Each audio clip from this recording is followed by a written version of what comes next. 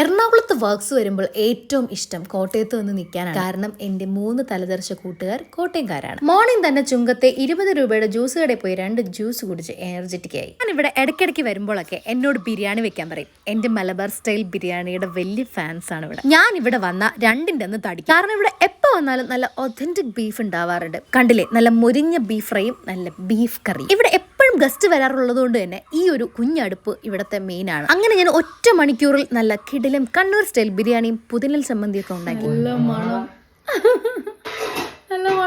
By the by, meet Milu ഇവിടുത്തെ പുതിയ അന്തേവാസിയാണ്. ഗീതാന്റിന്റെ മിലുവിലെ എന്റെ വീഡിയോസിലൊക്കെ നിങ്ങൾ കണ്ടിട്ടുണ്ടായിരിക്കും. അങ്ങനെ ഇൻസ്പയർഡ് ആയിട്ട് ഇട്ട പേര് തന്നെയാണ് മിലു. ഇവിടെ വരുമ്പോൾ മാത്രം ചെയ്യാൻ പറ്റുന്ന ഒരു കാര്യം ചെയ്യാൻ വേണ്ടിയാണ് ഞാനിപ്പോൾ പോയിക്കൊണ്ടിരിക്കുന്നത്. പോകുമ്പോൾ കാണുന്ന എക്സൈറ്റ്മെന്റ് തിരിച്ചു വരുമ്പോൾ ഉണ്ടാകാറില്ല. കാരണം തളർന്ന് പണ്ടാരടങ്ങും. എന്തായാലും ഞാനൊരു പ്രോ സ്വിമ്മർ ഒന്നും അല്ല, ബിഗിനർ ആണ്. പക്ഷെ ഈ കൊല്ലം എന്തായാലും ഞാൻ പ്രോ മാക്സ് ആവും. അത് പറഞ്ഞപ്പോഴാണ്, നിങ്ങൾക്കും ഈ തണുപ്പത്ത് ഇങ്ങനെ ചുണ്ടാവാറുണ്ടോ? അങ്ങനെ വീട്ടിൽ വന്നു. വിശപ്പിന്റെ വിളി നന്നായിട്ടുണ്ടായിരുന്നതുകൊണ്ട് ബിരിയാണിയുടെ വീഡിയോ എടുക്കാൻ പറ്റിയില്ല. ഇനി ഒരു ഒച്ച ഉറക്കം.